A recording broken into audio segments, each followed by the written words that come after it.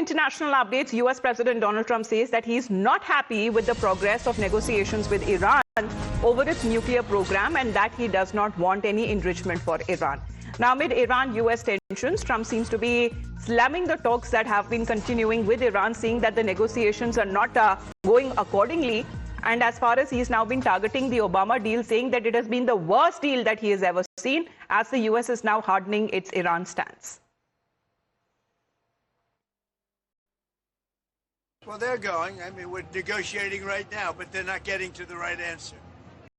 And we're not going to see people. We're not going to see what's happened for 47 years keep going. 47 years we've been doing this with them. The Obama deal was the worst deal. Nobody ever saw a deal so stupid. Right now, if you did the Obama deal, if that held, if I didn't terminate it, Iran would have a nuclear weapon, and it would be a whole different ballgame. Are you concerned that striking Iran? That Obama deal was one of the worst, one of the dumbest deals I've ever seen. Yep. First of all, it was very short term.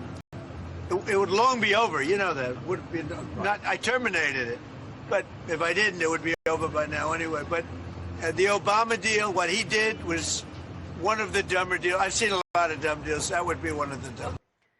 Well, Srinjoy, what happened with the Geneva talks that seems to be happening, because Trump has now flagged off the 47-year-old standoff as the nuclear talks continue, and however, he doesn't seem to be very happy with it.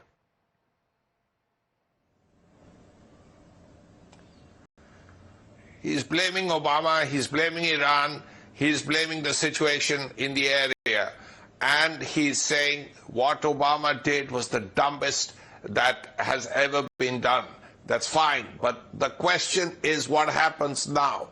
These talks are not going forward. He wants Iran to stop enrichment of its uranium.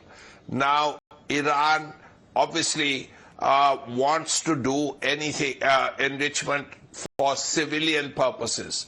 And that is something the Americans don't want the Iranians to do.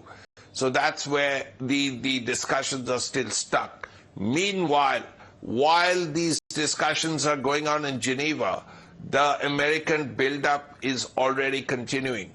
There are aircraft carriers, 2 aircraft carriers in the area, also guided missile destroyers, other warships, lots of fighter planes, fighter bomber planes. Everything is close by. So we don't know what Trump will do. We don't know what America will do.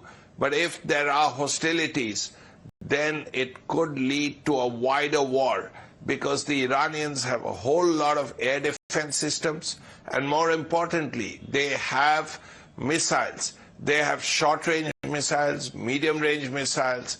There are a lot of American bases in the area. There is also Israel. Now, Israel, the Iranians do not like. If America is great Satan, according to the Iranians, Israel is little Satan. So there will be missile attacks on Israel probably, and also on all these bases in Bahrain, in Qatar, and all these places. So this is not going to be an easy situation. Well, it remains to be seen, because talks have been progressing, but it seems that it is not according on the line what President Trump is actually wanting. And as far as the United States is also concerned, that seems to have escalated the pressure on Iran's leadership, formally designating the country to be a state sponsor of wrongful detention as tensions mount over its nuclear program.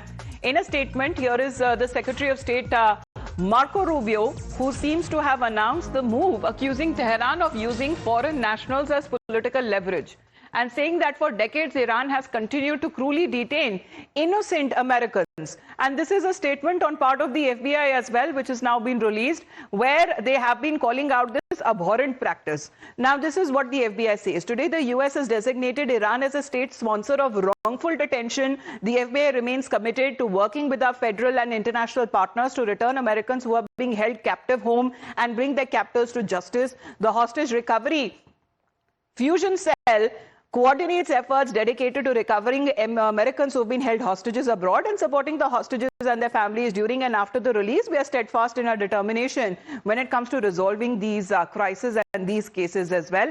So this seems to be, as far as this development that is now coming in, because both Marco Rubio and the FBI have now taken up with formally designating the country as a state sponsor of wrongful detentions as tensions mount over its nuclear program. Let's, in the meantime, speaking of Donald Trump, get you another round of breaking updates.